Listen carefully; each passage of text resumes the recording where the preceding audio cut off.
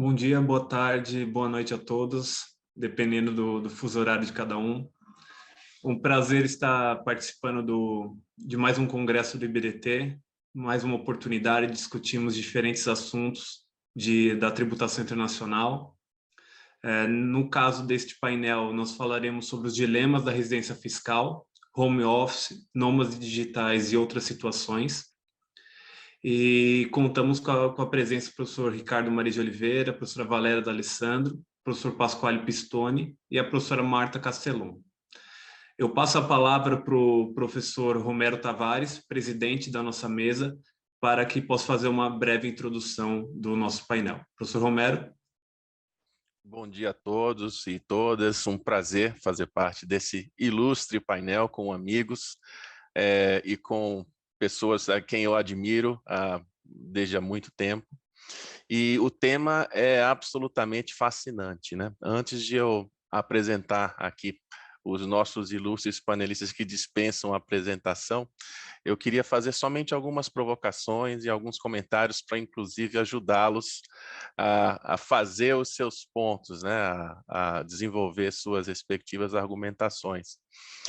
O tema passou a ser muito visível, muito sensível, muito público no contexto da pandemia de Covid-19, né? Sob a perspectiva dos indivíduos, né, que se viram trabalhando em localidades outras do que as de costume, as questões passaram a ser debatidas com mais publicidade, questões de nexo fiscal, objetivo em função da localidade de atividades, né? Onde as atividades são prestadas, se haveria diferenças tributárias, num primeiro plano para os indivíduos, por conta das restrições de movimentação advindas da pandemia, assim que o tema surgiu aos olhos, digamos, do público em geral, do público tributário, mais especificamente.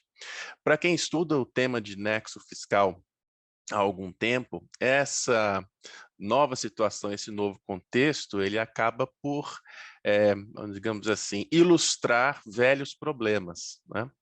Temos problemas mais antigos que dizem respeito ao nexo fiscal, não só com relação à renda dos indivíduos nas suas atividades empresariais, profissionais, mas como as rendas das eventuais empreitadas ou negócios subjacentes.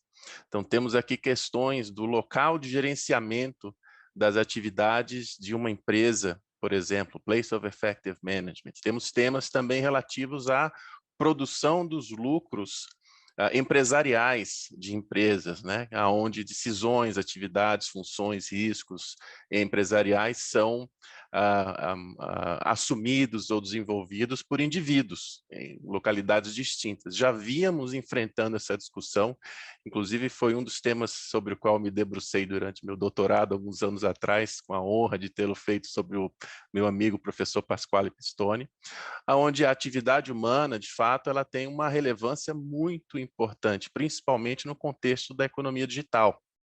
Então, aonde os intangíveis se produzem, passou a ser, inclusive, um critério de propriedade dos mesmos intangíveis, né, sob as novas definições da OCDE. Então, desenvolvimento, exploração, manutenção, proteção, ou seja, o critério DEMP dos intangíveis tem a ver com a atividade humana. Então, realmente, revisitar as implicações tributárias internacionais da localização da atividade humana é um tema muito mais profundo, muito mais amplo do que simplesmente as implicações para os trabalhadores nômades que passaram a ser mais visíveis ou mais volumosos no contexto da pandemia. Então, temos sim questões importantes aqui, que não se limitam aos indivíduos. Temos soluções ou visões de problema distintas em países distintos, né? Vamos ter aqui a visão brasileira com o ilustre e admirado professor Ricardo Maria de Oliveira. Teremos uma visão da Argentina também, com a colega Valéria D'Alessandro, professora também.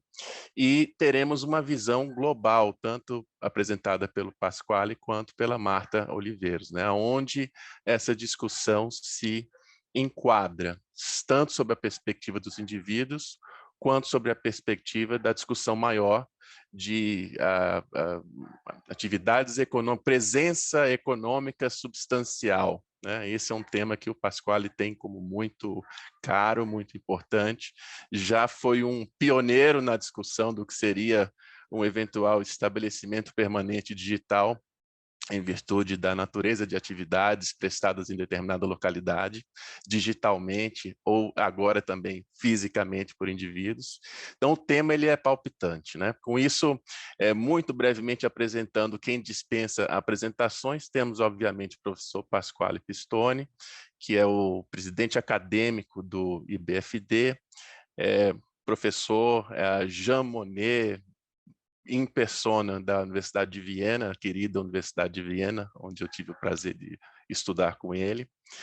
Também professor titular de Direito Tributário da Universidade de Salerno, dentre outras tantas. Ele é, inclusive, uma ilustração do que pode vir a ser um nômade digital no nosso mundo tributário. Ele trabalha em todos os lugares do mundo, em todos os momentos, né? Temos o professor Ricardo Maris de Oliveira, presidente do IBDT, graduado pela USP, ícone do nosso direito tributário brasileiro. Seus estudos sobre tributação da renda no Brasil são absolutamente fundamentais para qualquer um que queira entender como funciona o imposto de renda de forma geral e como funciona o nosso país. Temos a Marta, que é professora da Ludwig Maximilians Universität em Munique, doutora por lá e pela USP também cooperação com Max Planck, ou seja, a visão alemã, que é muito profunda sobre esses temas, com o que global e brasileiro, a perspectiva não somente alemã que a Marta traz é interessantíssima e vai contribuir muito para nossas discussões. E temos a Valéria, que vai trazer também aqui professora, mestra pela Universidade de Leiden, que vai trazer para a gente também uma perspectiva fora do eixo tradicional, diria, como veria o tema um país como a Argentina e como pode ver o tema países que não se alinhem necessariamente com o mainstream.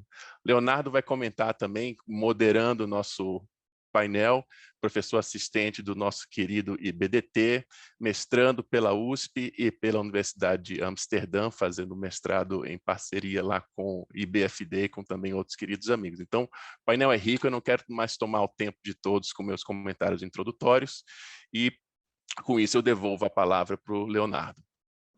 Muito obrigado, professor Romero. De início, gostaria de deixar claro ao público que o Q&A está aberto, então fique à vontade para realizar perguntas durante o painel. Nós endereçaremos essas perguntas no último painel do dia, então às 5h30, horário de Brasília, teremos um painel de Q&A específico para discutir todas as questões levantadas ao longo do primeiro dia do Congresso. Sem mais delongas, eu passo a palavra para o professor Ricardo Maris de Oliveira, que vai dar o pontapé inicial no nosso painel, trazendo um pouco da perspectiva brasileira sobre esse tema interessantíssimo da residência fiscal e uma nova realidade. Professor Ricardo, a palavra está com o senhor.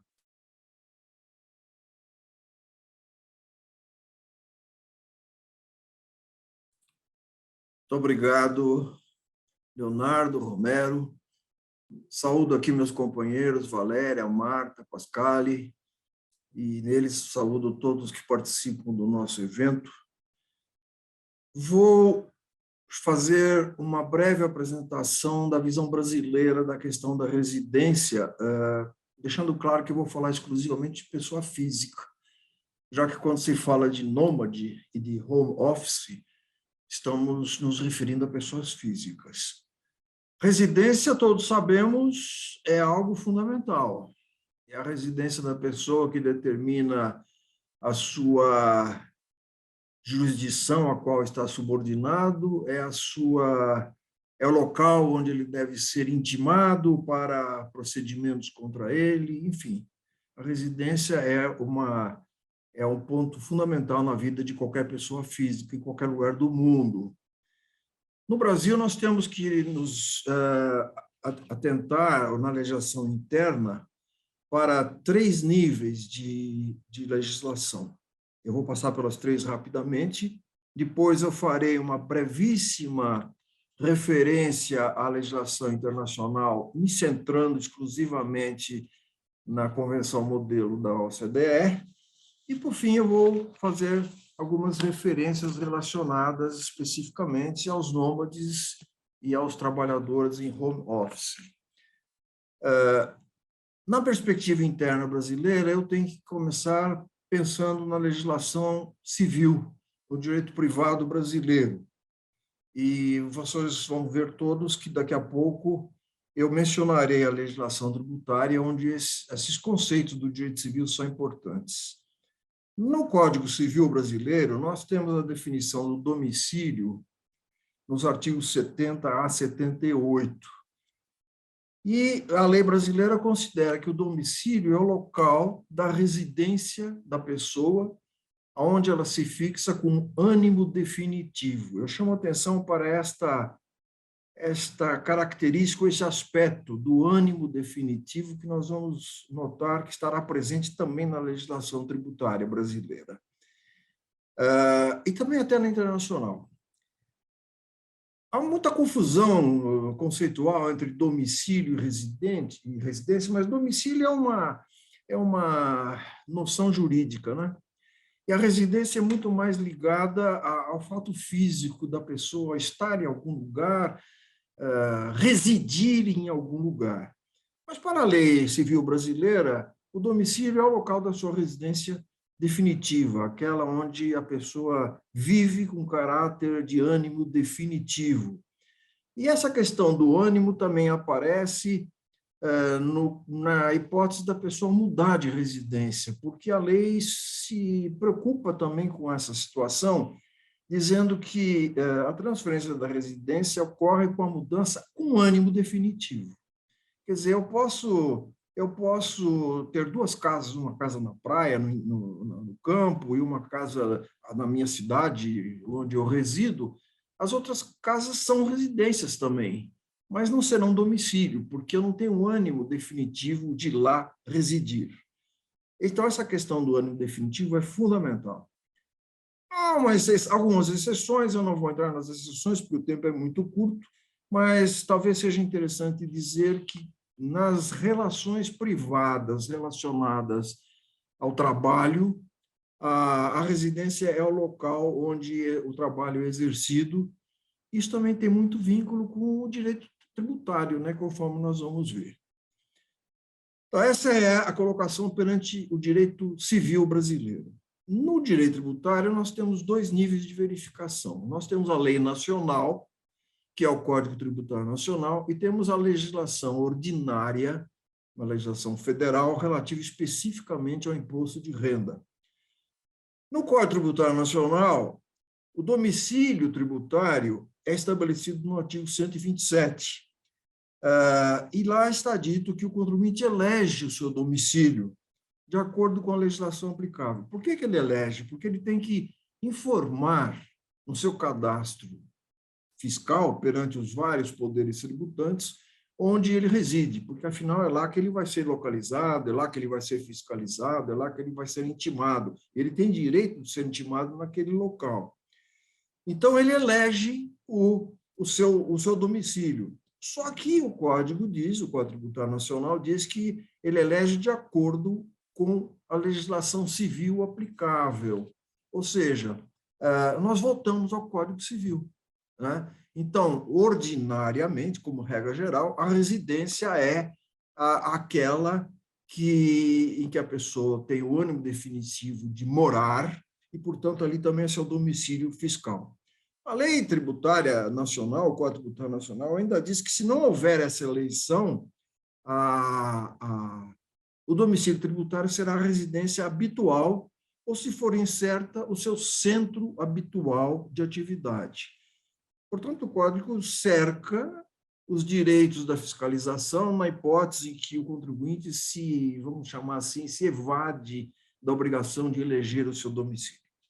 Agora, já caindo na legislação específica do imposto de renda, que é a que mais nos interessa nesse painel, nós temos uma legislação esparsa, várias leis tratando do assunto, mas estão elas consolidadas no regulamento do imposto de renda atual, que é de 1918, nos artigos 14 a 20 e nos artigos 26 e 27.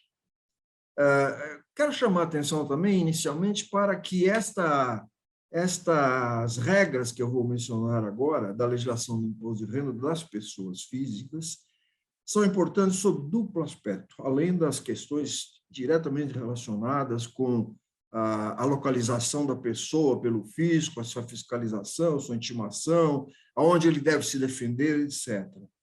É que a residência da pessoa afeta a sua própria obrigação tributária principal de pagar imposto de renda. Uma vez que os residentes no país, pessoas físicas, são tributados pela sua renda mundial, adquirida em qualquer parte do mundo, seja de capital aplicado fora do Brasil, seja de trabalho prestado fora do Brasil, seja de exportação de serviços, enfim, a pessoa é tributada pela sua renda mundial, e se for tributada em outro país, ela tem direito ao tax credit perante o imposto que deve no Brasil.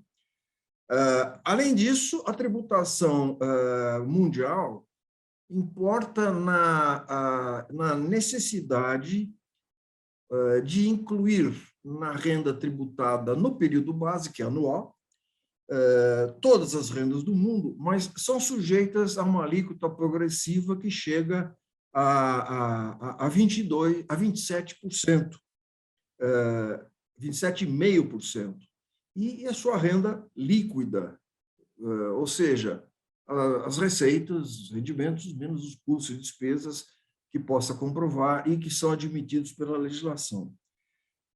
Além disso, agora mudando, os não residentes, evidentemente, só podem ser tributados sobre as rendas que obtenham no Brasil, de fontes de pagamento brasileiro. E, por isso, eles têm uma tributação diferente, exclusiva, a incidência sobre a renda bruta, e a variação de alíquotas é de 15% a 22,5%, também como regra geral, existem exceções. Mas, de qualquer forma, então, a residência da pessoa afeta duplamente a obrigação de pagar imposto, quer quanto à base de cálculo, quer quanto à alíquota do imposto. A lei brasileira, a lei interna civil tributária brasileira, tem dois critérios para estabelecer a residência de uma pessoa, um critério subjetivo e um critério objetivo. O critério objetivo é baseado no ânimo da pessoa, na vontade da pessoa de residir no Brasil ou fora do Brasil. Seria bom já fazer uma referência importante. A lei brasileira não se preocupa se alguém que não tem residência no Brasil tenha residência especificamente em um determinado país. A lei brasileira só se preocupa com as condições de residente ou não residente. O não residente pode ser residente na Austrália, na Áustria, em qualquer país ou em nenhum. Para a lei brasileira é irrelevante. Aquelas duas consequências na obrigação tributária do imposto de renda da pessoa física independe do local ou do país onde tenha eventualmente alguma residência. Então, para a lei brasileira, é importante apenas ser ou não ser residente. A única exceção que nós conhecemos na lei brasileira da importância de uma residência fora do Brasil é no caso das pessoas que transfiram residência para um paraíso fiscal. A propósito do que o artigo 27 da Lei 12.249 estabelece algumas exigências para se caracterizar a residência em paraíso fiscal. Não vou entrar nos detalhes aqui, porque não temos tempo, né? Mas é artigo 27 para quem quiser analisar essa questão. O critério subjetivo, isto é, aquele baseado no ânimo, tem dupla face, né? Para aqueles que vêm para o Brasil e aqueles que saem do Brasil.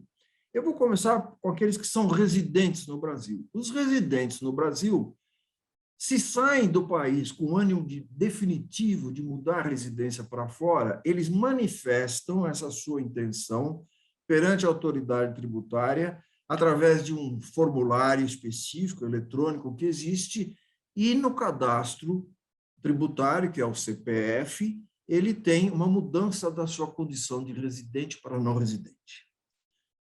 Ao contrário, aquele que vem para o Brasil, não residente, que vem para o Brasil por alguma razão qualquer, pode ser para trabalhar, pode ser para viver no país, enfim, gosta do clima brasileiro, da vida brasileira, não interessa, ele manifesta a vontade de ser residente fiscal no Brasil pelo visto que ele obtém de entrada no país. Se ele obtém um visto definitivo, ele passa a ser residente desde o momento que ele entra no país. Essa é a definição de residência pelo critério subjetivo da vontade da pessoa. E é um critério objetivo, porque muitas vezes, eu diria talvez até na prática, na maioria das vezes, não existe esta manifestação de vontade. O que nós temos, então, são dois critérios. Aquele que reside no Brasil, se ele sai do país sem manifestar a vontade de deixar a residência brasileira e se fixar numa residência qualquer no exterior, ele fica continuado na condição de residente por 12 meses calendário. A partir do 12º, ele, se não voltar ao Brasil, ele passa a ser considerado objetivamente não residente no país. Ao contrário, o não residente que entra com visto não permanente, de permanência definitiva no país, ele fica, né, na condição ainda de não residente por 183 dias. Se ele atingir 183 dias, ele passa a ser, por esse fato objetivo, e não pela sua vontade, passa a ser considerado residente no país.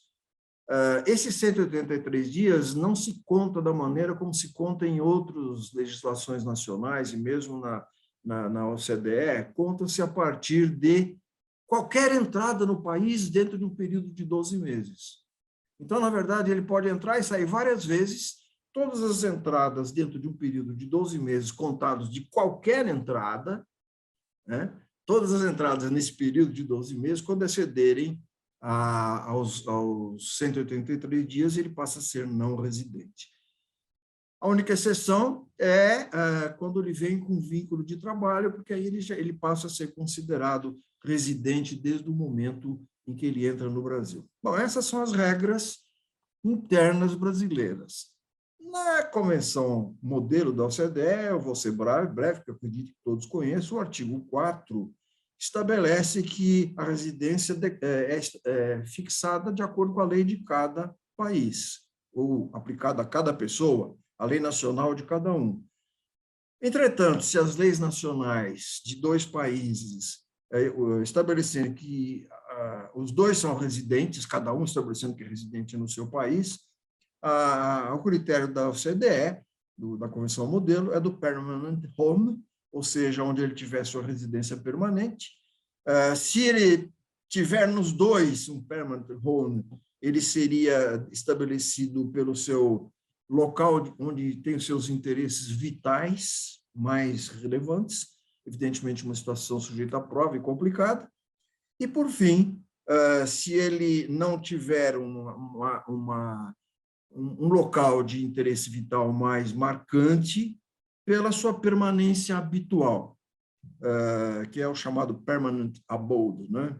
Bom, vejam, nós temos, então, critérios internacionais, critérios que podem estar previstos em tratados dos países ou critérios estabelecidos nas leis de cada país. Evidentemente, se houver tratado, o tratado se sobrepõe à legislação nacional nos termos do artigo 4º. Agora, vamos, então, com os poucos minutos que me restam, vamos ver a situação dos nômades. O nômade, primeiro, o que é nômade? O nômade, a rigor, é aquele que não tem residência em nenhum país, não é? É aquele que transita por vários países. Até poderia imaginar que aquele que, por um critério legal de mais de um país, ele passa a ser considerado residente mais de um país, mas é nômade no sentido de que ele continua sempre mudando a sua localização, o seu centro de atividade, ou mesmo de lazer ou de vida. Repetindo o que eu disse no começo, para a lei brasileira é irrelevante se ele é nômade. O que ele é relevante é se ele é não residente no país. Se ele for não residente no país pelo critério objetivo ou pelo critério subjetivo, onde ele está é absolutamente irrelevante. E aí eu chego à questão do home office também, que é muito próxima. O home office, primeiro, eu queria deixar claro que o termo home office que nós estamos utilizando aqui é no sentido de trabalho em casa, porque em certas estruturas organizacionais, em certos conglomerados multinacionais, muitas vezes se usa a palavra home office no sentido de headquarter, aquela sede principal do estabelecimento controlador total. O home office, para nós aqui, é o local onde a pessoa, não sendo um local da empresa, ela trabalha fora do local da empresa, na sua casa ou no escritório que ela tenha, não interessa. Pois bem, eu penso que aliás, eu já expus isso no congresso anterior, no 8º congresso, quando nós analisamos as situações de impedimentos naquela época de restrições sanitárias ao trânsito de pessoas de um lugar para o outro. Eu analisei essa questão também. Eu penso que a situação de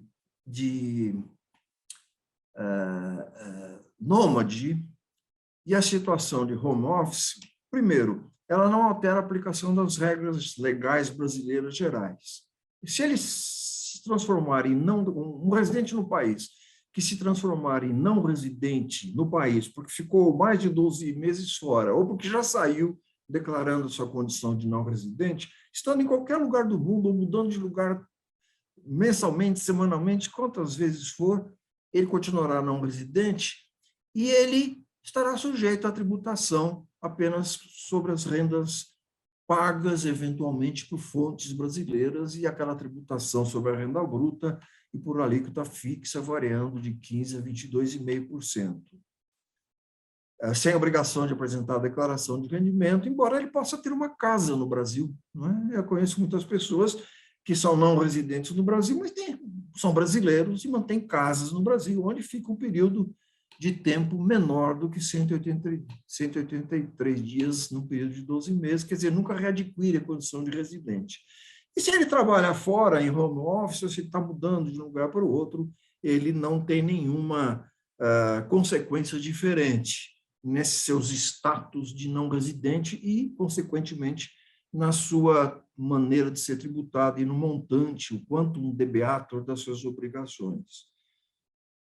Pode acontecer, hoje em dia estamos em situações menos possíveis de acontecer, mas poderia acontecer, como foi tratado no congresso anterior, de ele não conseguir voltar para o país ou sair do seu país, de um país para o outro, por alguma restrição. Talvez agora, no caso da guerra, possa estar acontecendo em alguns países.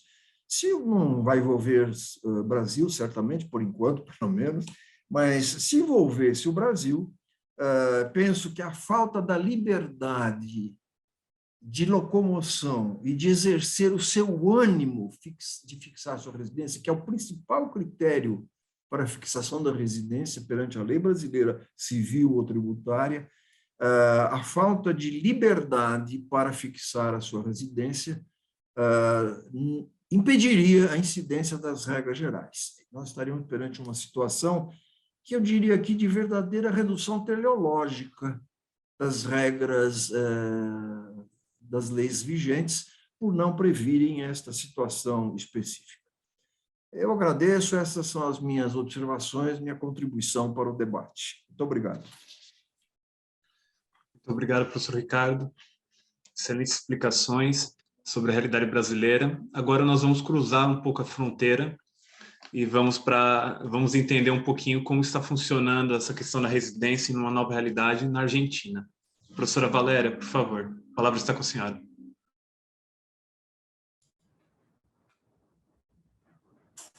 Hello, how are you? Bom dia.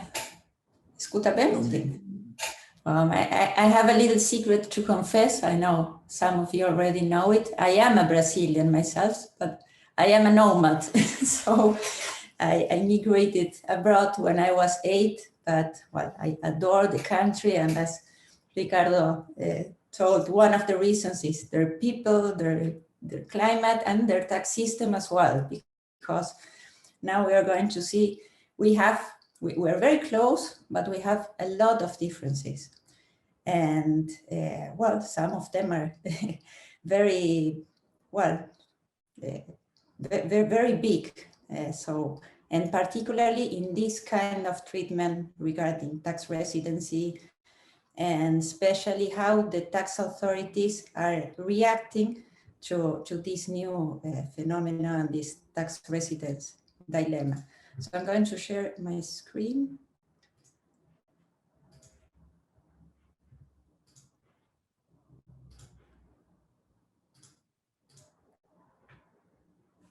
Is it okay? Yeah.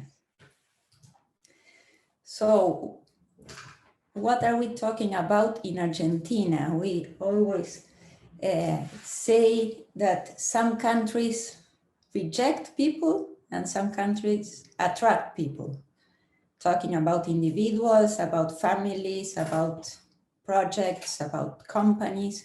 Well, Argentina, within the last months, years, maybe decades, is going underneath the process of maybe rejecting people. And this might sound a little hard, but we are seeing this as tax advisors and litigators, especially in the residency tax arena, because many individuals are migrating or have migrated before, and companies are establishing, for instance, in more seductive countries as Uruguay, which is very close, also in Brazil, in Chile, in Paraguay, Panama, well, of course, in Europe as well, Portugal, Malta, Spain, Italy, because they have tax systems that in many cases are more attractive. And as Ricardo told in the introduction, this phenomenon has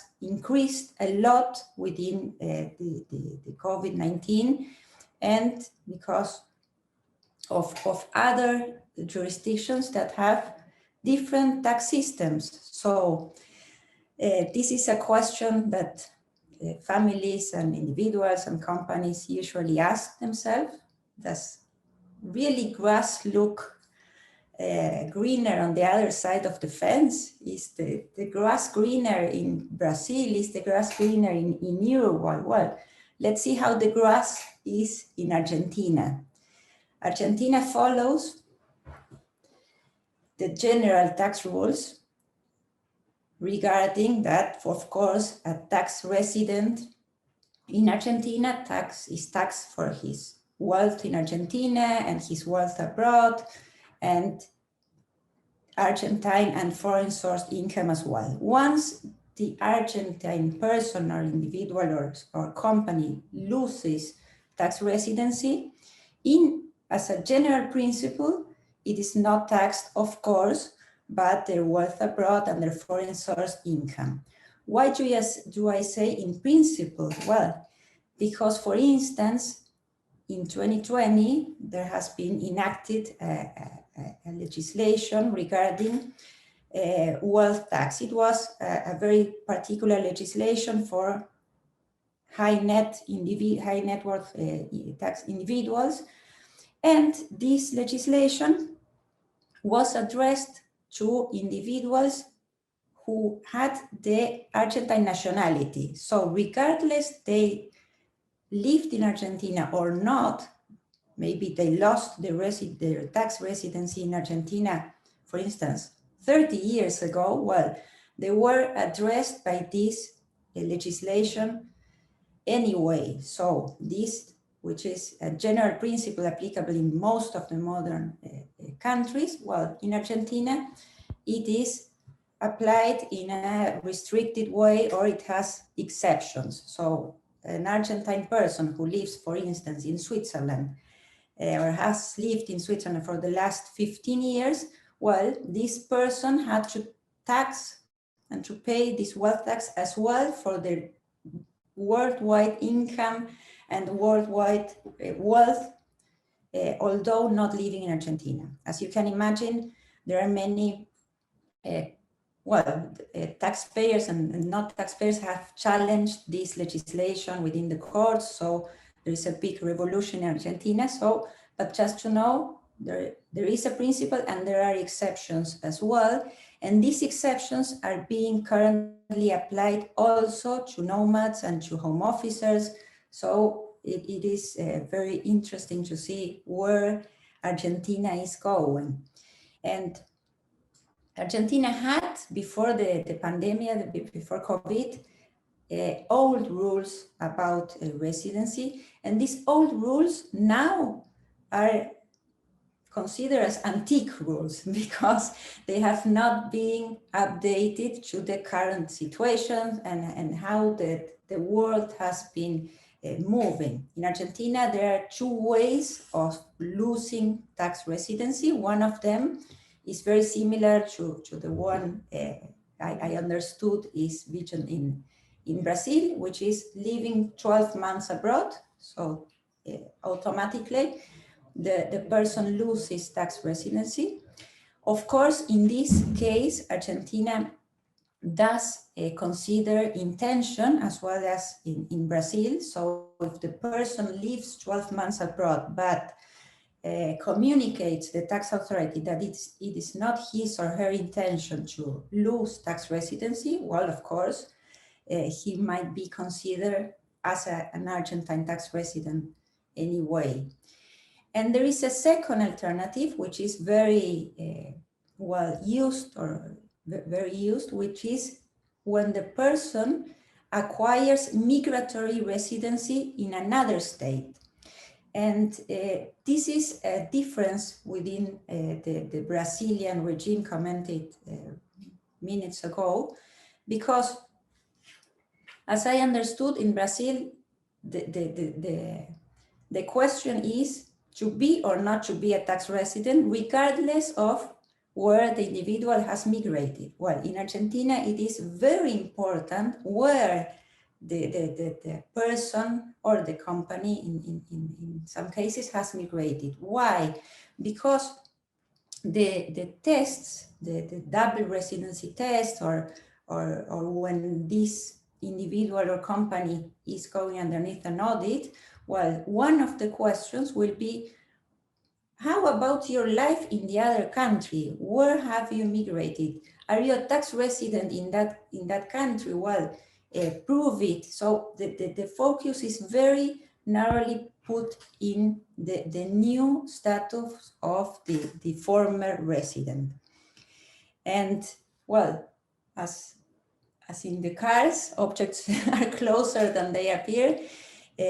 Argentine tax authorities are very aggressive with tax residence issues, and they are very close, and the former taxpayer, a taxpayer that has migrated abroad, whichever the reason is, including nomads and home officers, are very well analyzed by the Argentine tax authorities. They receive notifications, and something that is important is they receive it by themselves. So they can be living in, I don't know, the States, and they receive in an electronic domicile a lot of questions and inquiries and resolutions by the Argentine tax authorities. Of course, when someone loses tax residency, this person has to establish and to name a person that will replace him and that will act in their name. And this person in Argentina also will receive such notifications. But, well, they are very active, and in 90% of the cases, the presumption is that the Argentine person that has left the country, well, it is not a genuine loss of tax residency. So a lot of, of questions arise, and families and individuals who are concerned about these monsters. Argentina has many draft bills, and they are considering a huge tax amendment. And well, some of the questions are the ones you're seeing here. Well, they are considering establishing an exit tax, gift taxes, well, they have increased existing tax rates and there are bills to increase them even more, especially for wealth and assets located abroad. So this is something that individuals also considering when leaving, if leaving the country, and of course, multiple residency. And this is something that naturally is happening in Argentina because as an ex-husband, well, the ex-tax authority does not the person leave freely the country. So they, in principle, consider or keep considering him or her as an Argentine tax resident, which leads to double or multiple taxation or residency. Of course, in Argentina, the local legislation as well as the double tax treaties, we don't have a lot of tax treaties, but we have some, around 20 tax treaties, and some other ones are being negotiated, consider the international well-known tie-breaking rules in this order. So domestic legislation in Argentina, well, where is your permanent home? Which are your vital interests? And in this point, our tax authorities are very specific. They keep a very close eye on family vital interests, economic and social vital interests, and also time. But time, and again, this is different than Brazil and many other jurisdictions, there is a permanent comparison between how many days the ex-resident has passed in Argentina versus what? Versus the days this same ex-resident passed in a calendar year. The analysis is always calendar year. In the country versus which he or her has lost residency. So for instance, if the person has migrated to Uruguay, every year this person will receive a note from AFIP, from our local tax authorities, asking, okay, how many days have you spent in Argentina? And he will say, for instance, 90. Okay, how many days have you spent in Uruguay? Regardless of the days he or her has spent in other countries. If the person went vacationing to Brazil, for instance, for 2 months, well, these 2 months are taken away of the equation, and within the resting 10 months, well, how many days has this person spent in Argentina versus Uruguay? And if the person migrates to another country, which we call the trampoline effect, for instance, he has migrated to Uruguay and then to Brazil, well, there is an obligation stated by the tax authorities to inform where this person is located currently and which is their tax status. Has this person acquired tax residence in Brazil? Has this person lost tax residency in Uruguay? So as you see, there are challenges by our tax inspector and our tax authorities regarding residency. These audits and these challenges have increased within the last 2 years, mainly because, well, many families and companies have moved, but also because of this phenomenon of digital nomads and home officers, which live in the world, not necessarily in 2 or 3 countries. And audits also address to these 10 or top 10 questions. So, which is the person's wealth abroad? Is the person living with other members of the family, or has the family stayed in Argentina? And they consider this very seriously. The length of the stays in Argentina, business domicile, as we were naming before, the tax residency abroad, proofs about this tax residency and tax returns, health plans, memberships. We're dealing with tax authorities asking for where the person goes to the gym. This might sound crazy, but they ask for bills if they are still members of a club in Argentina. And well, this is, well, there is a specific section in the Argentine Tax Authority which deals with this kind of audits, and they are taking the topic very seriously. And unfortunately, the legislation is not accompanying this, this new dilemma and this new phenomenon, and yes, and is turning old. So in the example we were referring to minutes ago, the person migrates to Uruguay and then to a third country. Well, many questions will arise about timing. How many years or months ago has this person lost Argentine residency? How about tax treaties? How do they prevail? How about if 3 or more tax treaties are involved? How about tax credits when 2 or more jurisdictions are involved? How about the structuring of the person's wealth?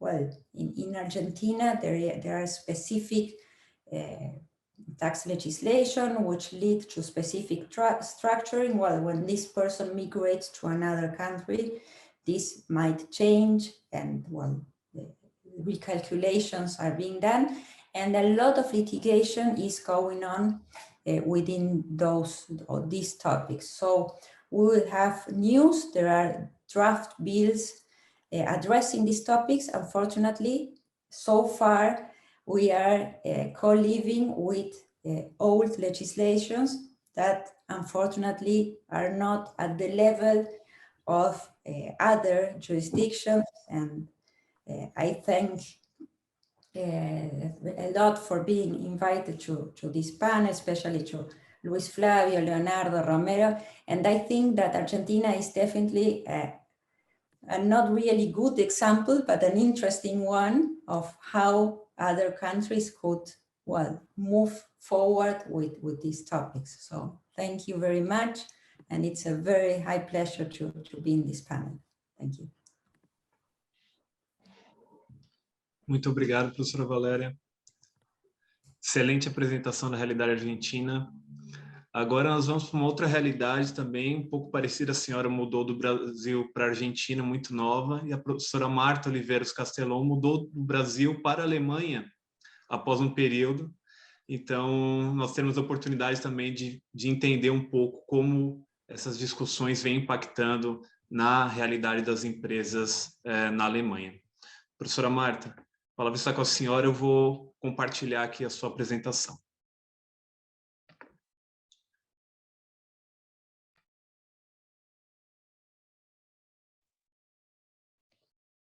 Olá, muito obrigada, Leonardo. Bom dia a todos. Bom dia, prezados componentes da mesa. Muito obrigada mais uma vez pelo convite. Agradeço ao Luiz Flávio também. Agradeço ao professor Schwery. Enfim, agradeço aos que se lembraram de mim para falar de um tema que me é tão caro. Então, começando, acho que, Leonardo, você poderia até colocar na forma de apresentação, se for possível.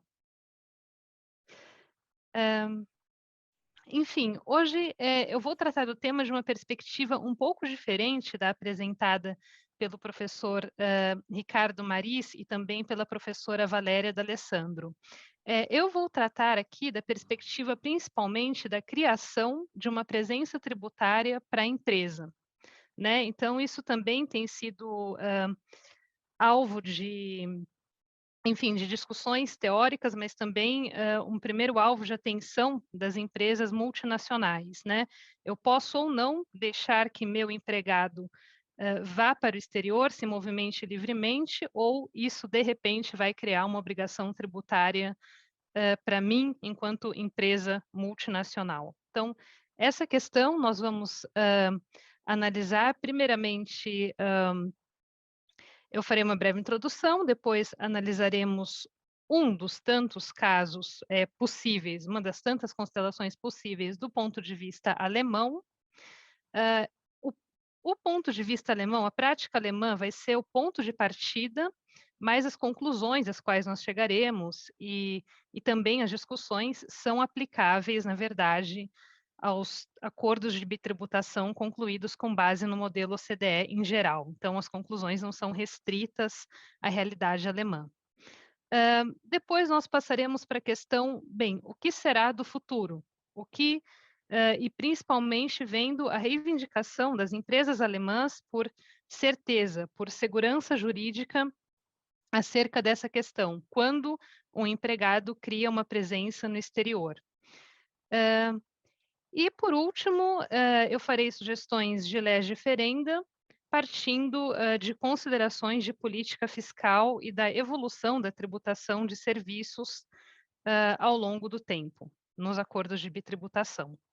Próximo slide, por favor.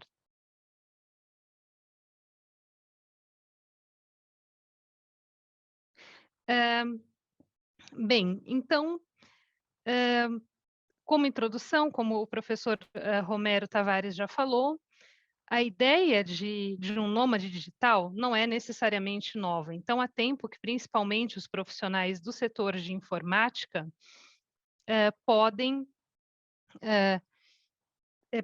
podem trabalhar de diferentes partes do globo, porque eles precisam apenas de um computador e de uma conexão com a internet para poder exercer suas atividades. Então, a ideia de um nômade digital, de uma pessoa trabalhando de várias partes do globo, apenas bastando o computador, em si não é nova. O que é novo com o advento da Covid foi a proporção que essa nova realidade tomou.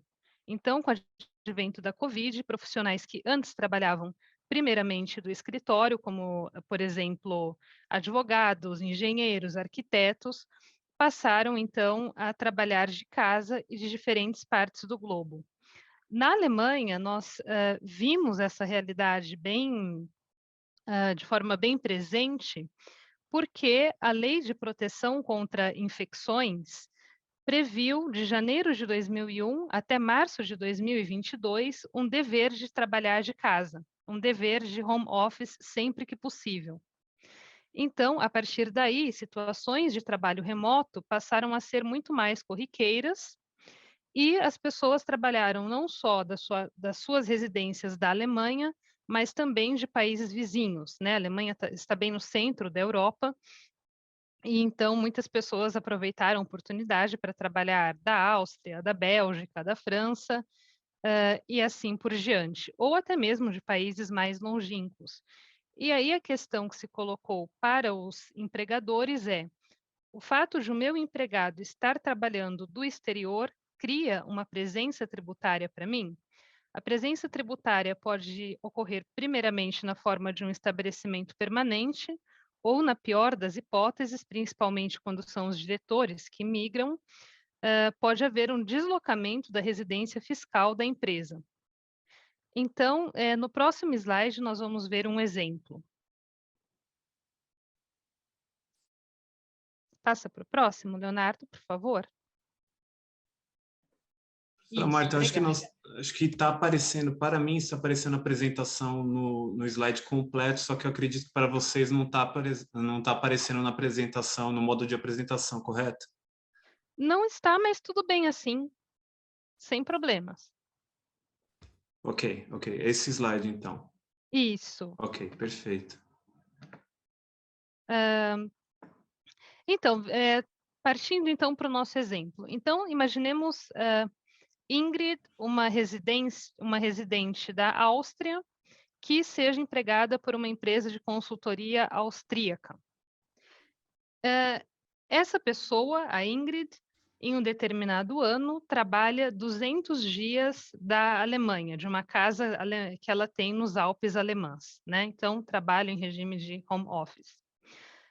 Então, né, retomando, a Ingrid é residente fiscal da Áustria, empregada em uma empresa austríaca, prestadora de serviços de consultoria, mas em um determinado ano, a Ingrid trabalha 200 dias a partir da Alemanha. Então, a questão é se essa presença da Ingrid na Alemanha por 200 dias cria uma presença tributária para o seu empregador austríaco. Pode ir para o próximo slide, por favor?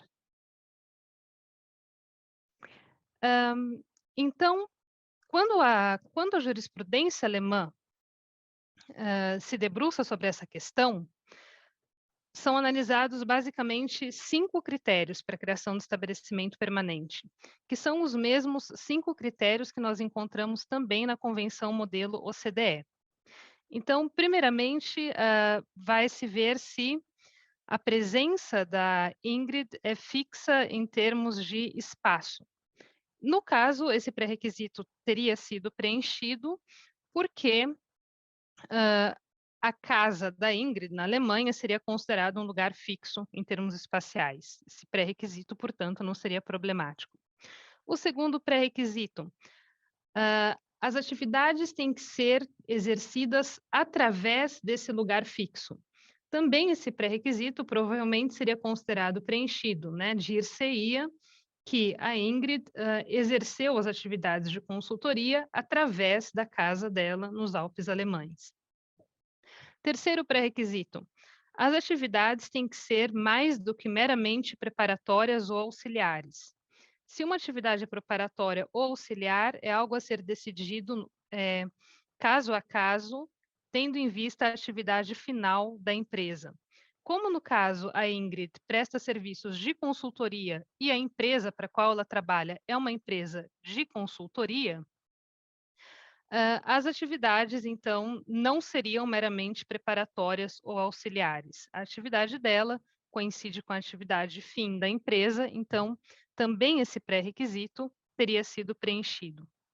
O quarto pré-requisito para que um estabelecimento permanente seja considerado como caracterizado é o pré-requisito da duração. Tanto a Convenção Modelo OCDE quanto a prática alemã consideram um período de 6 meses dentro de um ano como uma permanência duradoura. Então, no nosso caso, no nosso exemplo, a Ingrid teria trabalhado por 200 dias na Áustria dentro de um ano. Então, em geral, essa presença seria considerada como duradoura. Uma exceção aconteceu no período da Covid-19. Então, durante esse período, a Alemanha concluiu diversos acordos com países vizinhos, dentre eles com a Áustria, sobre como interpretar esse pré-requisito da duração, no contexto da Covid. Então, no contexto da Covid, esses acordos previram que uma presença de mais de 6 meses não seria necessariamente considerada como duradoura. Isso porque o contexto da Covid foi considerado uma situação de força maior. Então, a pessoa que estivesse trabalhando do exterior somente nesse contexto de força maior, de medidas sanitárias, não seria considerada como uma pessoa tendo um ânimo de permanecer no exterior por um período de tempo longo, duradouro. Essa também foi, inclusive, a interpretação adotada na OCDE, que publicou guidelines, né, prevendo que o pré-requisito da duração deveria ser interpretado de maneira diferente durante esse período da Covid. O quinto pré-requisito para que um estabelecimento permanente seja considerado como caracterizado é o poder de disposição. Então, no caso,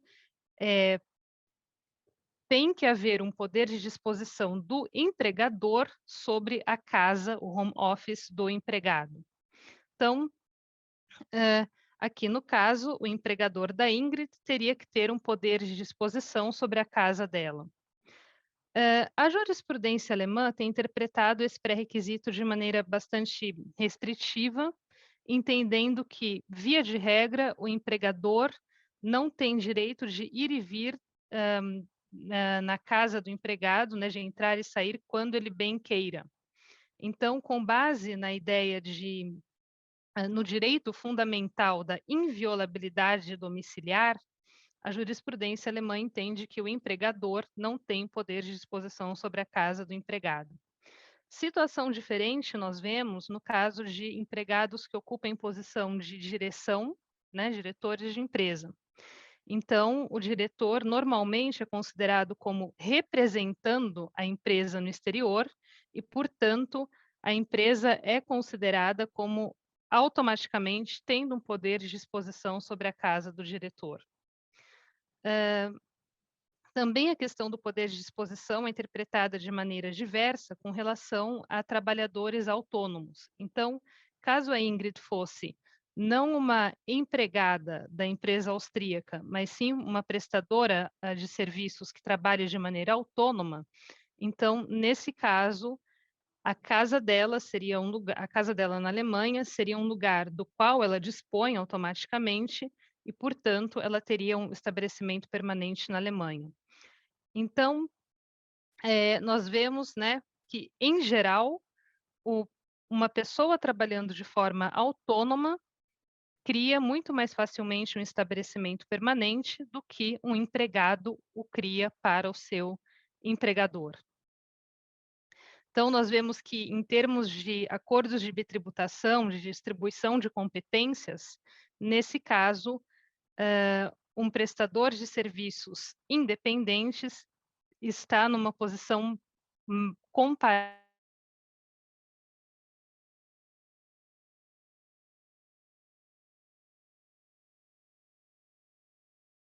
do que a tributação de uma empresa. Mas, enfim, sem nos aprofundarmos nesta questão agora,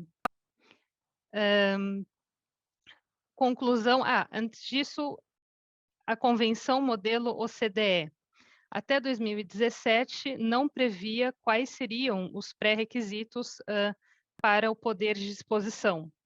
A partir de 2017, para o poder de disposição no caso de home office. A partir de 2017, a Convenção Modelo OCDE passou a prever que, em geral, parte-se do pressuposto que o empregador tem poder de disposição sobre a casa do empregado, sempre que ele não coloque um outro local de trabalho à disposição do empregador, à disposição do empregado. Então, caso a Ingrid não tivesse um local de trabalho à disposição dela na Áustria, então, de acordo com os comentários do CDE, nós consideraríamos que o empregador dela teria poder de disposição sobre a casa dela. Bem, isso pode ser questionado, né? Porque, afinal de contas, o fato de que o empregador não coloque um local de trabalho à disposição não significa automaticamente que ele tem um poder de disposição sobre a casa da pessoa, né? Isso é uma ficção jurídica que, enfim, resta-se saber se, tendo sido esse comentário introduzido apenas em 2017, ele pode e deve ser utilizado para interpretar convenções que foram concluídas antes de 2017, né? Tendo em vista que essa interpretação seria muito provavelmente não apenas um esclarecimento. E a questão central que se coloca é que, ainda que haja um poder de disposição do empregador sobre a casa, não há necessariamente um vínculo econômico criado pelo empregado com o país, né? Então, essa é a questão, né, que nós vamos ver depois discutindo a questão de lege ferenda e do ponto de vista da tax policy. Mas agora nós podemos ir para o próximo slide, por favor.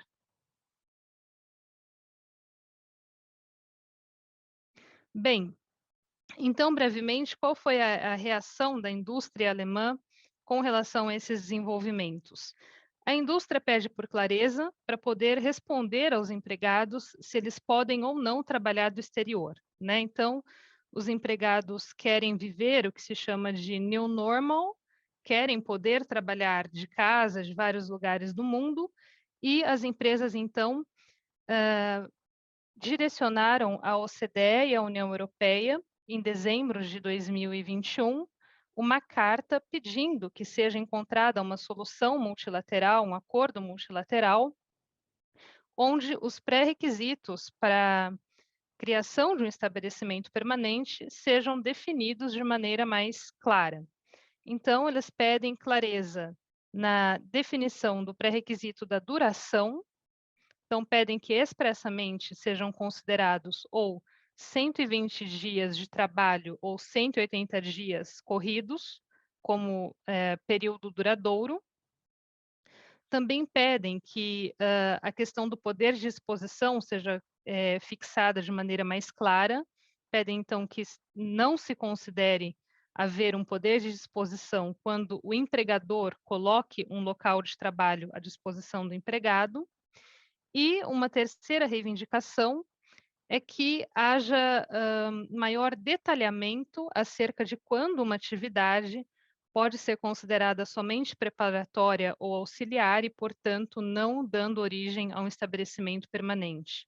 Então, uma das sugestões que as empresas fazem é que as chamadas group functions sejam sempre consideradas preparatórias ou auxiliares. Então, por exemplo, uma pessoa trabalhando no setor jurídico ou no setor tributário ou de contabilidade de uma empresa farmacêutica, seria sempre uma pessoa vista como exercendo atividade auxiliar e que, portanto, nunca daria origem a um estabelecimento permanente. Então, o próximo slide, por favor. Então, tendo visto um pouco a realidade como ela é e as reivindicações das empresas alemãs, nós podemos passar para as sugestões de legge ferenda. Antes de nós sugerirmos alguma alteração, é importante nós vermos um pouquinho das conclusões às quais nós podemos chegar, observando a evolução da tributação internacional de serviços ao longo da história, nos acordos de bitributação, e quais os princípios de política fiscal que explicam essa evolução. Então, quando nós analisamos a evolução da tributação internacional de serviços nos acordos de bitributação, nós chegamos basicamente a 3 conclusões. Primeiramente, o estabelecimento permanente nunca foi o único nexo, né? Então, no caso de atividades itinerantes, como, por exemplo, atividades de artistas e esportistas, o estabelecimento permanente nunca foi utilizado como nexo, e sim o local da atividade. Ou, por exemplo, no caso de atividades de empresas de navegação, também não se utiliza o estabelecimento permanente, e sim o local da sede de direção. Então, aí a questão de se considerar se, no caso de empregados trabalhando em regime de home office e de nômades digitais, o estabelecimento permanente seria o nexo adequado, ou se nós deveríamos pensar em outro. Essa é uma questão que se coloca. Segunda conclusão a que nós chegamos, vendo a evolução da tributação internacional de serviços, é que o estabelecimento permanente sempre foi considerado um indício de ligação econômica, de pertença econômica, né, no sentido cunhado por Georg Schanz, né, alemão, já em 1892. E nós vemos que o conceito de estabelecimento permanente evoluiu nesse sentido, para continuar coerente com a ideia de pertença econômica. Então, uma adaptação aconteceu, por exemplo, no caso do agente dependente. Então, uma pessoa que conclui contratos com frequência em nome da empresa, cria um estabelecimento permanente, ainda que não haja instalação fixa. Isso já no final do século XIX houve essa adaptação.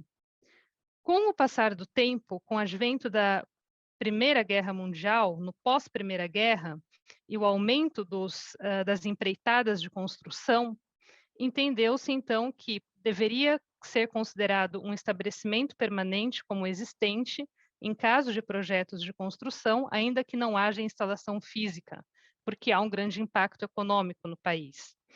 E já em 1927, o conceito de estabelecimento permanente foi interpretado de forma restritiva no caso de uma pipeline, de um tubo que ia de um país A para um país C, passando pelo país B.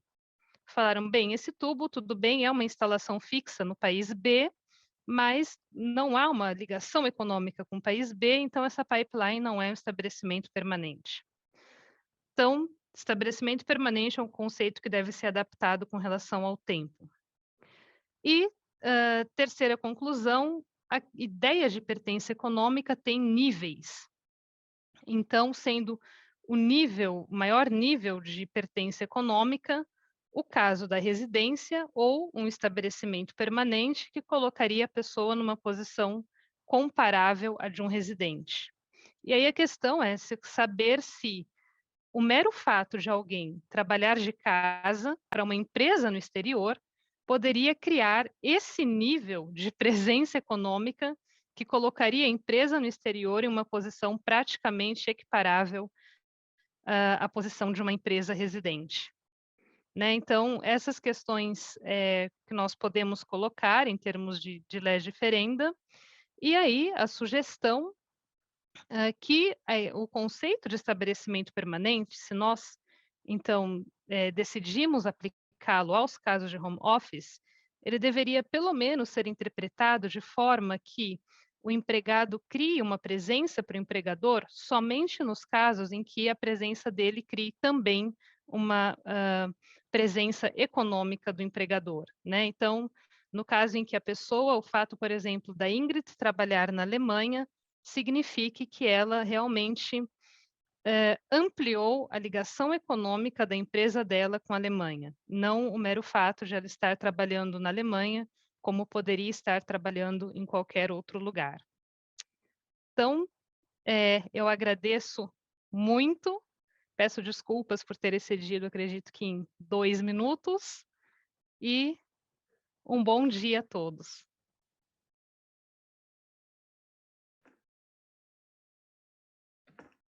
Perfeito, muito obrigado, professora Marta. Desculpa pelos problemas técnicos que nós tivemos, mas acho que superamos bem. E chegamos agora na nossa última etapa dessa viagem sobre o mundo da residência fiscal e seus novos desafios, com a apresentação do professor Pasquale Pistone. Professor, a palavra está com o senhor. Bom dia, boa tarde de Rijeka, na Croácia. É um prazer para mim participar na mesa hoje do IBDT. E para mim é muito importante também dizer que isso é a primeira vez que finalmente consigo participar neste congresso muito interessante.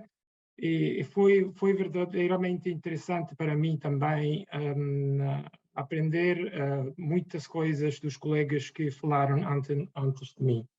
Hoje vou falar sobre os 8 pontos que ficam agora na agenda e, efetivamente, há uma diferença entre a minha apresentação e as primeiras 2 apresentações do professor Mariz de Oliveira e da professora Valéria D'Alessandro, porque eu não me ocupo dos assuntos de residência, mas ocupo-me dos assuntos de tributação no lugar de atividade. Porque neste momento minha pesquisa é sobre estes temas para ver se ainda o lugar de prestação das atividades pode ser um nexo apropriado para a soberania fiscal e no contexto do direito tributário internacional. Vou tratar os 8 temas que fica indicado na agenda. Eu vou começar do primeiro ponto, que é o lugar de atividade como nexo objetivo para a tributação. Agora, neste contexto, eu acho que é muito importante saber que, quando falamos da renda, das atividades, é importante saber, né, no contexto atual, é importante saber se a atividade, se a pessoa realiza a atividade no mesmo estado da residência. Porque no contexto em que temos coincidência entre o estado da atividade e o estado da residência, temos uma tributação exclusiva neste estado. Agora, o nexo subjetivo não se discute aqui, mas o tema é o nexo objetivo. Neste momento eu encontro-me na Croácia e normalmente eu moro na Itália. Como já disse o professor Mariz de Oliveira, é muito importante saber se temos nómadas digitais ou temos pessoas que tenham um estado de residência. Eu tenho um estado de residência. O estado de residência é a Itália.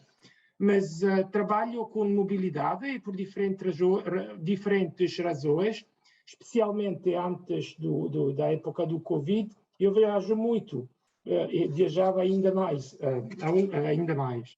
Agora, temos situações específicas e excepcionais, e são as situações dos trabalhadores que trabalham perto da fronteira, e neste caso há um reconhecimento no contexto do nexo objetivo também, para ter uma alteração das regras que se aplicam normalmente para a gravação da renda. Mas não temos regras para pessoas que encontram-se na minha situação, porque eu efetivamente sou um highly mobile worker, como ainda fica indicado no slide. Mas o que é importante neste contexto é saber se o lugar em que me encontro agora é relevante para a tributação, porque efetivamente eu estou por casualidade neste momento na Croácia, que é um país da Europa diferente do meu país da residência e dos meus países normalmente das atividades. Eu não vou receber hoje uma remuneração por causa da minha prestação, mas se assim fora, o problema seria, poderia a Croácia tributar a minha renda por causa de eu ficar na Croácia neste momento. Eu acho que isso é um tema que pode se abordar diferentemente também da perspectiva dos lucros, porque eu sou um professor com dedicação completa e não faço atividade de empresa, mas se eu fora uma empresa, se eu tivesse uma empresa, o problema seria também se eu poderia ter um estabelecimento estável num país diferente do país em que normalmente tenho residência ou que normalmente tenho atividade. Então, o problema é também da perspectiva de se o lugar de exercício da atividade ainda é válido como nexo para a tributação. A verdade é que, como já a colega Marta Castellón disse, muitas atividades agora ficam feitas em via remota.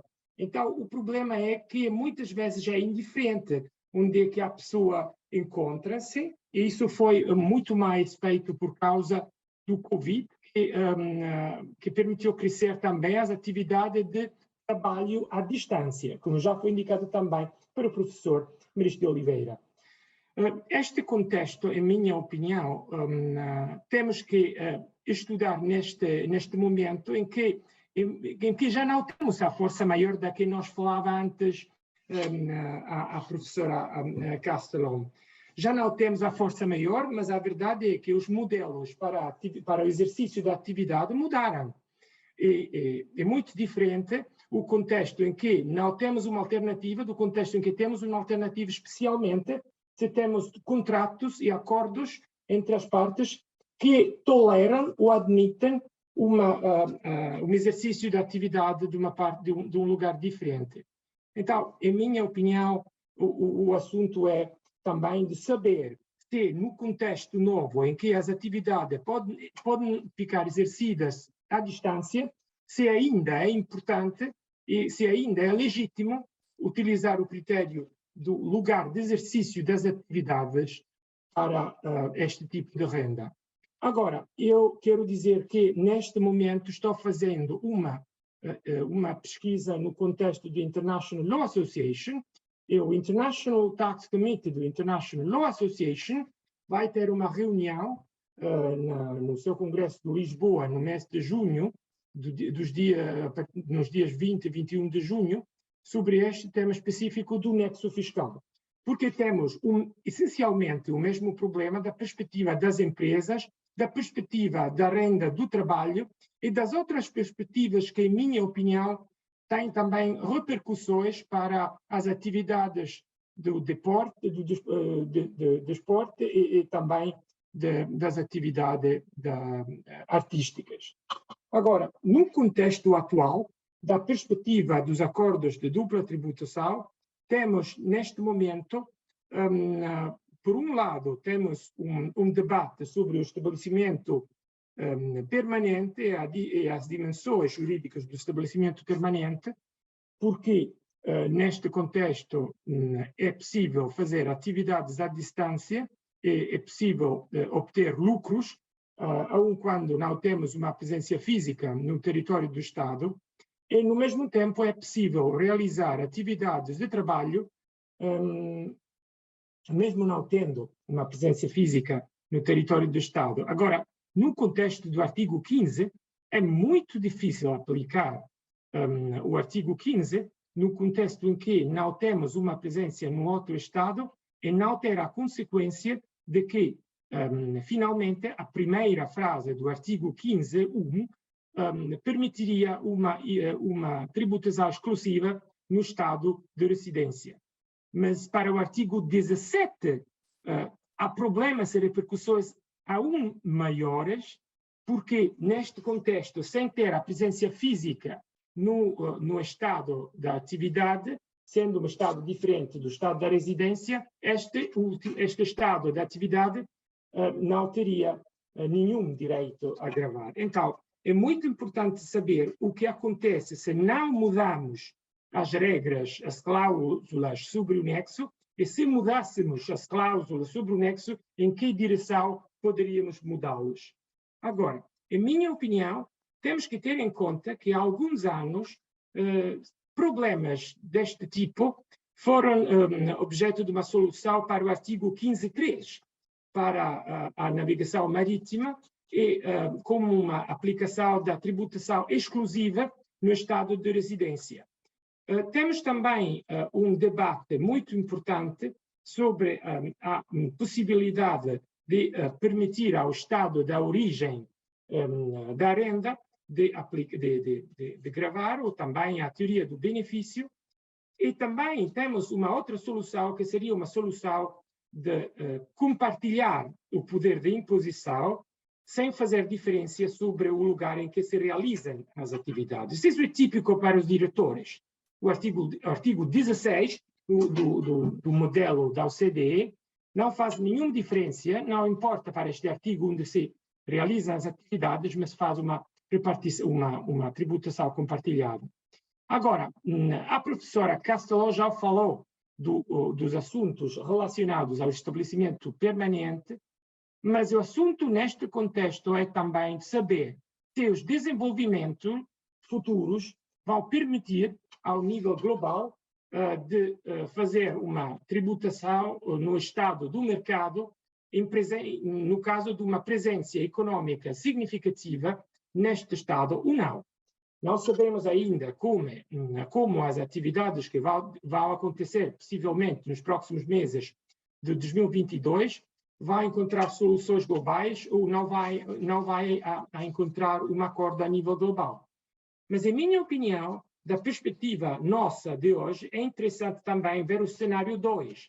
É um cenário em que temos uma situação de trabalho à distância com 3 variações. A primeira hipótese é que o trabalhador já não tem nenhum direito de trabalhar nos lugares da empresa e tem que fazer a própria atividade no home office, na própria casa, ou tem direito de escolher onde trabalhar, ou pode trabalhar em outros lugares organizados para a empresa mesma, ou pode escolher se trabalhar da empresa ou trabalhar em outros lugares.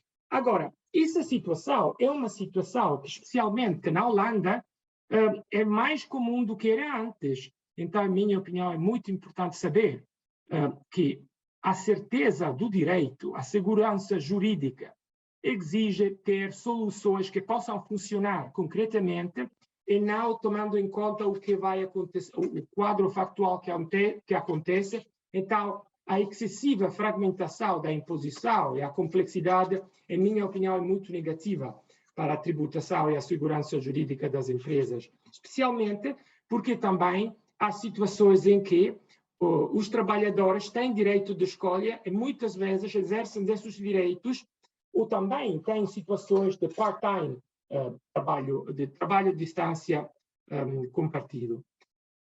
Mesmos problemas temos para o lugar de gestão efetiva, porque se não sabemos onde é que se exerce nas atividades, temos repercussões também sobre a tiebreaker rule do artigo 4.3. E neste contexto é muito difícil saber como finalmente vão se aplicar ou vão funcionar os procedimentos amigáveis que fica indicado no modelo de 2017 da OCDE. É muito difícil determinar o lugar de gestão efetiva e também a possibilidade de exercer as atividades à distância em diferentes lugares realiza uma situação de absoluta falta de segurança jurídica. Como podemos aplicar todas essas regras? Mesma coisa com a renda do trabalho. A renda do trabalho precisa saber se a atividade é realizada num estado diferente do estado da residência e também temos consequências, porque se num estado diferente do estado da residência do contribuinte temos um estabelecimento permanente, ou temos a empresa mesma, neste caso teríamos uma dedução da renda que foi pagada ao trabalhador e temos também uma situação em que é possível saber concretamente como isso funciona. Mas num contexto em que o trabalhador trabalha à distância do home office, é muito difícil também realizar uma aplicação dos tributos de forma coerente, porque tampouco teríamos a possibilidade de fazer retenção na fonte, fora da hipótese da autorretenção ou da presença de agentes que puderem fazer este trabalho. Então, o problema é, na perspectiva atual, o trabalho à distância implica que o trabalhador pode trabalhar no estado mesmo da residência, quando a empresa não tem nenhuma presença física neste estado. Então, o problema não é apenas se mudamos as regras para gravar a renda do trabalho, mas o problema é ainda agora, já agora, como vamos realizar uma aplicação coerente da tributação. No caso dos entertainers and sport persons, então, os artistas e os deportistas, aqui temos um quadro muito específico de tributação no estado da atividade, atividade artística ou de deporte. Então, neste caso, o problema é há uma exigência de neutralidade entre as atividades que ficam com a presença no estado e as atividades realizadas à distância. Então, a ideia é também, se ainda ficamos com as regras atuais, temos uma situação muito diferente, porque agora já se aceitam muito mais as atividades realizadas à distância, então podemos ter uma grande diferença entre as regras que se aplicariam no caso dos eventos realizados em presença e os eventos realizados à distância. É importante saber se queremos continuar com essas regras ou não.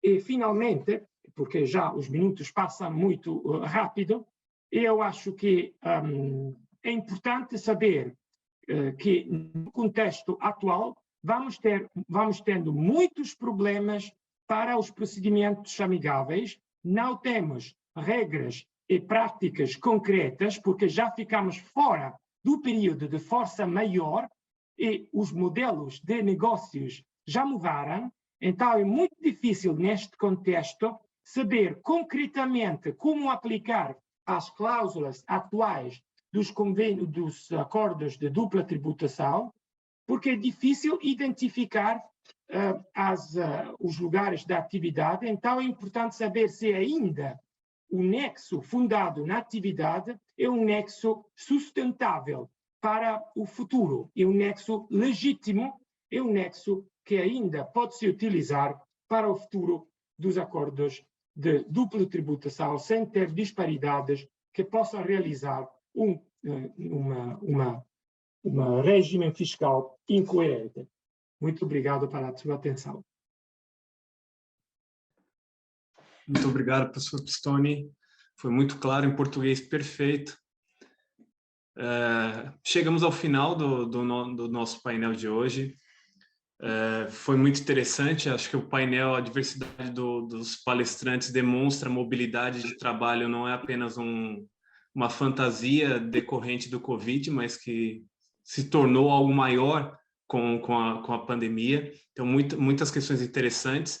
Lembro a todos e a todas que estão assistindo ao painel que no final do dia, às 5h30 da tarde, horário de Brasília, nós teremos uma sessão Q&A para discutir todas as questões levantadas em cada painel desse primeiro dia do Congresso. Então, não perco, porque nós tentaremos endereçar, responder, ou pelo menos trazer novas questões sobre cada um dos painéis desse primeiro dia do Congresso do IBDT. Para encerrar o nosso painel, passo a palavra ao professor Romero Tavares para fazer as últimas considerações de hoje. Muito obrigado a todos.